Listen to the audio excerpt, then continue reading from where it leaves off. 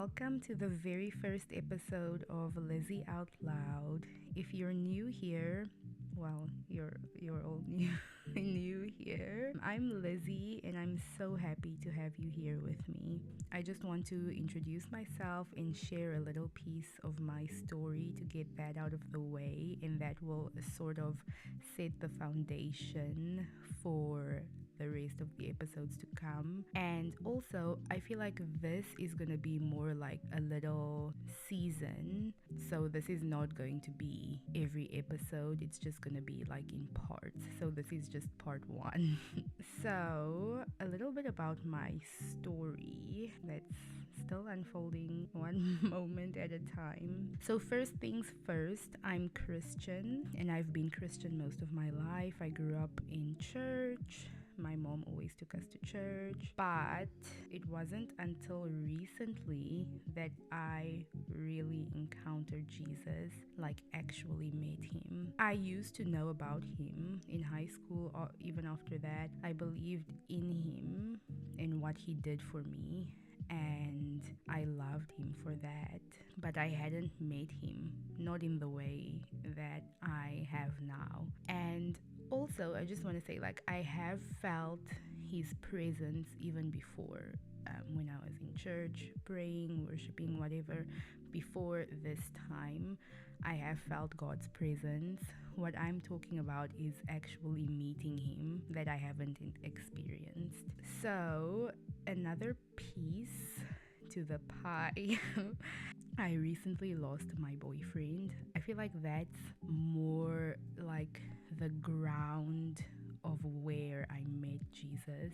So before that, just for a little backstory, when I was dating my boyfriend, we were going to church together here and there, but I was really ignoring God, like full on. At some point, I was just like, okay, this is what it is, I'm gonna compromise, and that was it.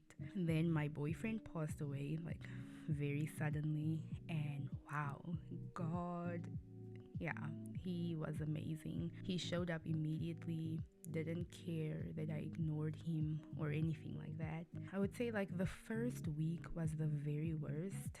I felt like I was going to die. I remember walking outside and just thinking like, I don't belong here. What am I gonna do? Like, I just didn't want to be existing.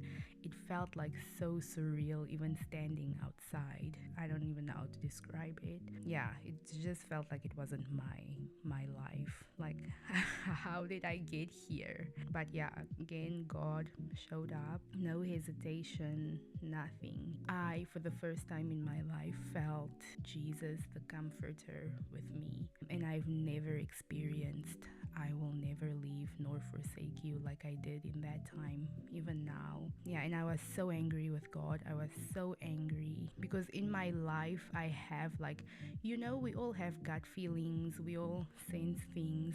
And my thing was like, why didn't you tell me? I was really angry. I mean, he's God. There's nothing he can't do. And that was like, for me, so angry with him. And after every rant and yelling and whatever it was, I would say, like, end off with, but please don't leave me.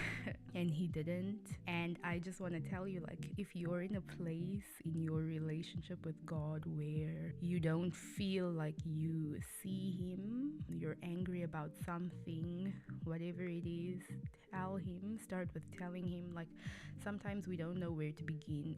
Especially if you've like stepped away for a bit, you don't know how to come back, you don't know where to start. If you feel ashamed, if God didn't show up for you the way you wanted him to, and you feel disappointed, like, the first step I would say is tell him that you're angry.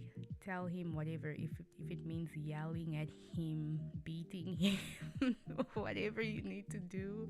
He's a big God. He can handle it. He can take it. So anyways, I honestly believe that most of us, unless we've been through deep inner healing, have something we haven't told God, like some anger, some distrust. And this is where I said we'll be doing this in parts. Then this is a season. Okay, so let me speak for myself. When I said I'm Christian, I've always believed in God. God, but I've never met him or encountered him. We have different parts of us, and sometimes because you are Christian, and especially, let me say for myself, I was always like, oh, I can't dare tell God I'm angry with him or I'm disappointed with him. He's God, you know? But I'm pretty sure he wants you to be honest with him and tell him. There's different parts of you. We'll get into that a little later or probably in the next episode. But I'm going to focus on your emotional side and your guardian. So for me personally, I started like inner healing sessions, which I 100% recommend to everyone. The first session was terrible. I hated it. I didn't want to be there. My guardian was very strong. Your guardian is basically the part of you that's like fight or flight. That part that's like if you're in an uncomfortable position or something dramatic happened or something crazy, it goes like, oh hell no. Immediately puts up a guard. That's your guardian. And my guardian has always been, and I know for most people it's like this as well, that if something terrible, dramatic, crazy happens in your life, you just like push it down, and your guardian is basically pushing down your emotional side. It's not like this for everyone. It's like this for me, and I've met quite a few people who it's like this for as well, and I assume it's like this for some of you guys, where your guardian like is just pushing down your emotions. It's like, you know, you go through something today and tomorrow it's like, okay, now you need to get over this, you need to get on with life, you know, that type of thing. Basically like putting a band-aid on it. Yeah, and your guardian actually has the very best intentions. It just doesn't want you to feel pain and doesn't want to see you hurt. And so this is why it pushes down your emotional side. Most of the time, or let me speak for myself again, my guardian didn't know Jesus, is struggling a little to give him control. And that's what I found from the sessions. So tell me, if you're born again, you've had this experience where you backslide or you feel like you're not giving your 100% to God. Chances are that your guardian does not know Jesus. So that brings me to something I've become deeply passionate about: inner healing. I don't know why I say it like that. Anyways, it's something I want everyone to know about because of how it's changed my life and how it's still changing my life. You know, when you found something so good, you just want everyone to know about it and experience it and try it. Can be anything, food, whatever, kind of like Jesus. You know how sometimes you feel like different parts of you are reacting to things? Like one part wants to cry, another part wants to shut down, and another part wants to fight back.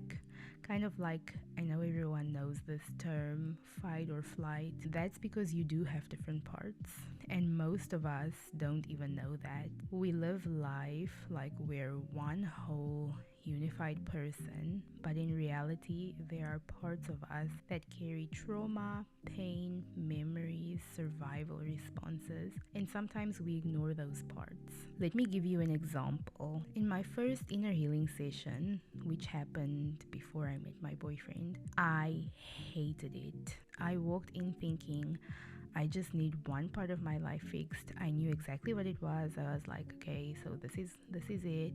This is the problem. And I left feeling like a storm had gone through my head. Picture a wooden box and then picture like a wooden plank, and it's big and you're trying to put it into this box and you're trying to move it through the angles and corners, but it's not moving because it doesn't fit. That's how it felt in my head, and even the sounds that it would make, that's exactly what it felt like in my head. It was tight, confusing, uncomfortable. That's when I discovered my guardian, the part of me that jumps in to protect me from pain. My guardian shuts down my emotions as I start feeling anything too deeply, and it can be anything: anger, being sad, annoyed, frustrated, whatever. If something hard happens, I'll cry a little, then I'll go straight into, I'm fine, let's move on. Is that sounding sounding familiar? Yeah, that's my guardian. That's probably your guardian too. And back then, she didn't know Jesus. Now, still walking on eggshells a little bit. Basically, my guardian just didn't trust that he could fix it and took it upon herself, which I'll get into a little later. Yeah, but basically, she was trying her best to protect me, but not in a way that brought true healing. So here's what I've learned: we all have parts, a guardian that protects us, and an emotional self that carries our feelings. I found that my emotional side is like a child, so often younger, wounded, scared. Again, it's not like this for everyone. And those are just two parts that I'm focusing on. And when your guardian doesn't trust Jesus, it will shut down your emotions instead of healing them. In one of my sessions, I remembered something painful from my past, a moment I hadn't thought about in years. And honestly, it was not the biggest deal ever. It wasn't something terrible that happened. I think it was an argument, and I just really wanted to feel the presence of God.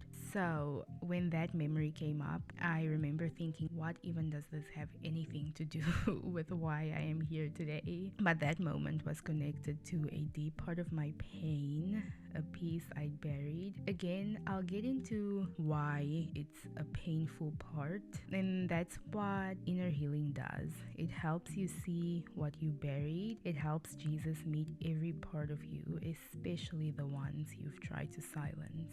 So that memory I was telling you about just now, the one that came up in my first session, it hit me really hard because in that moment of my life, I really needed God. I remember crying, please God, and I didn't feel him there with me. And that was my experience. And listen, your experiences are valid. One thing I've come to really struggle with in certain Christian spaces is how easily people dismiss feelings. Yes, I get it. There are times when we have to walk in faith and not be led by emotion, but that doesn't mean your feelings aren't real or important. And more than that, your feelings are valid to God, especially if it's like something that's keeping you away from Him. Definitely, it's better to deal with it and look like someone that's just dwelling in your feelings rather than not dealing with it and looking like the strongest person ever. Meanwhile, your spiritual life is declining. You don't need to go through something massive or some huge tragedy for your pain to matter.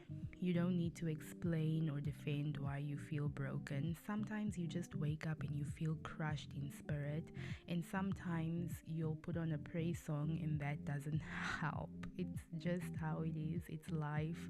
And don't feel bad because someone tells you, well, maybe you didn't praise hard enough, or maybe you didn't focus in your prayer. Some of the deepest wounds come from what others might see as small things, like growing up in a home where your parents provided everything except for emotional availability. This is just an example. You had what you needed, sure, but your heart was missing something, and that follows you into adulthood. Definitely does.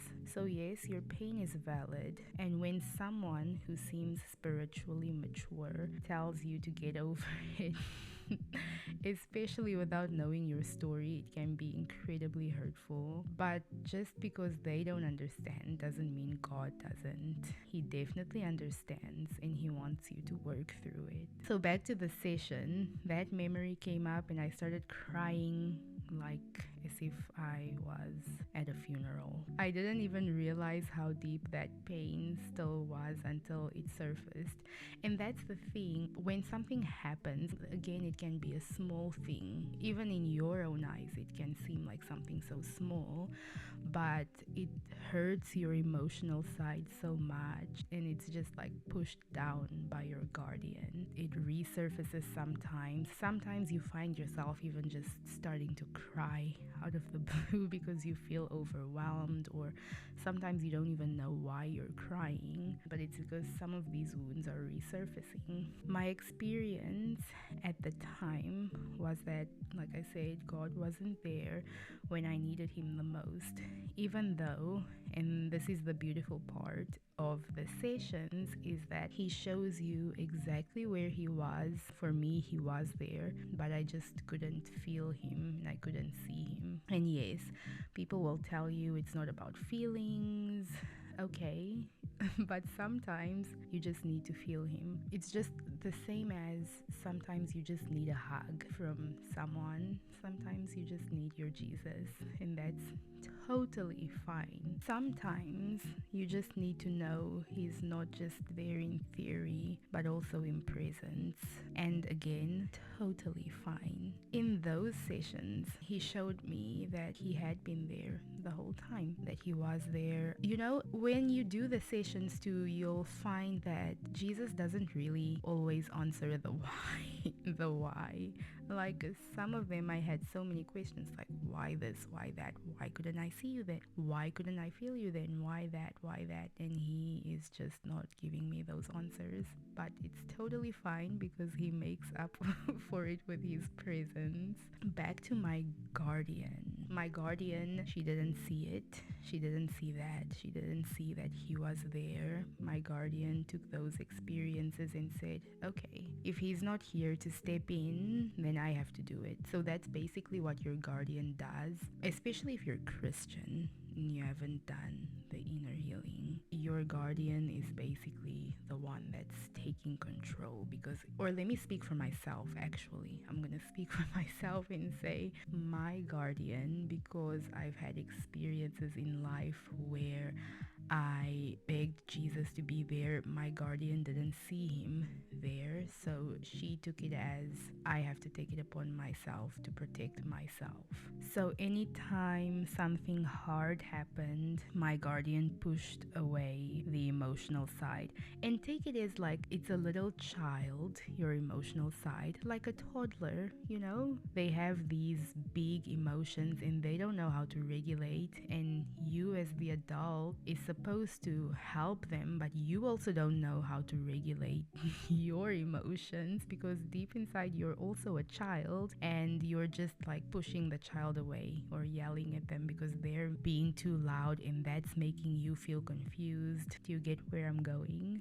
So with that, I always just thought, okay, I'm just being strong, that I was getting over it, but really I wasn't healing. I was bandaging. I even remember asking God the one day, like, why do I always have to be strong? I think it was after my boyfriend passed away. I was like, why do I always have to be strong? And he told me I don't have to. One band-aid after another until there's so many layers. Something underneath starts to rot, get infected, and even if it looks good on the outside, friends, work, whatever, something still feels off. That's when you know there's unhealed pain. I really, really hate it when people make other people feel bad about that, the fact that they're going through something or they need to heal from something. Let me tell you something. If you are a born again Christian and you are going through any of this, that does not mean that you are not born again. That does not mean you're not saved, and that does not mean that you don't have a relationship with Jesus or that you are lacking in some way. That just means you have things that you need to heal from, and that's totally fine because that's just gonna make you a better Christian. So on those days that you wake up and you just feel crushed in spirit, that's totally fine too. Just don't dwell in that. You can still have a good day. And sadness is just a signal and a sign that there's something underneath, something that needs love, attention, or maybe healing, not shame. So back to my guardian, just like another example, something that I saw so clearly when my boyfriend died. Just a few days later, I felt this strange push in my brain, which also made me think like, wow, the way the mind works. It was like something trying to erase his memories, erase him from my head. And I was like, I even remember it was just forget it and move on. And I remember being like, no, no, no. There's no way. Like, I don't want to forget him. I had to even say it out loud. I feel like my emotional side was screaming. It was like, no, because I don't want to forget him. Obviously, I don't want to feel the pain either, but if I have to feel that to remember him, then I want to grieve. So, yeah, that was just another example of how my guardian works. And that's when I knew I needed to get back to the inner healing session. I that same day, I called the sweet lady I do the sessions with. Her name is Pauline. I love her so much. So I knew I needed to do the sessions again because something in me was still trying to survive and not heal. So, yes, my guardian was basically trying to block out all the memories of my boyfriend because honestly, it was just way too much. The pain was overwhelming, and I had a choice. I could have gone back to my old patterns, slapped another band aid on, and pretended to be okay. But I knew that if I did that, it was only going to come back to bite me in the bum later on.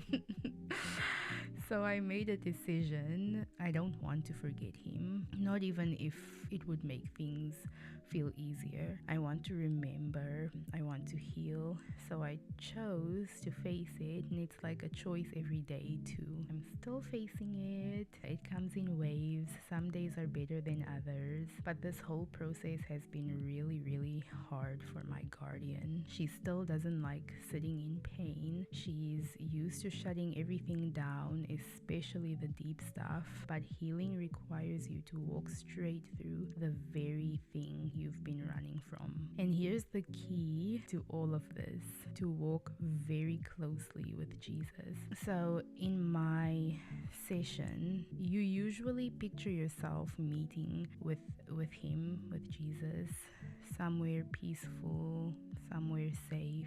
And every time I meet him, it's different. Not because he changes. He's always calm, always sweet, always gentle. But the way I encounter him shifts based on what I'm walking through. One time after a session, I just sat there and said, wow, he is so cool. Because that session was just like chilled and he was just like really cool. So I really experienced different parts of him, which I love, and that's really how I felt. Not religious, not forced, just him. So if there's one thing I could encourage you to do, it would be this: do the inner healing. Let Jesus meet every part of you, even the ones you think are too messy or too broken, because they're not. Anyways, that's just a little start. Yeah, so this is only the beginning of the story. I think I'm going to do, like I said, the podcast in seasons, because I definitely won't be talking about inner healing for every episode, but it's an honorable mention. But for now, this is episode 1. I'm so thankful you were here with me for it. If you stayed until the end, wow, that's great. And if you have any questions, things you want me to go deeper on, or topics you'd like me to talk about in the next episode, feel free to send them in. I'd love to hear from you. Thank you so much for sitting with me. Thank you for holding space for my story. I know this episode didn't end with a neat little bow, but this is real life. We'll get into part 2 in the next episode, so definitely stay tuned. And just remember this: you are not too much to be loved, and you are never too broken to be healed. Talk to you soon.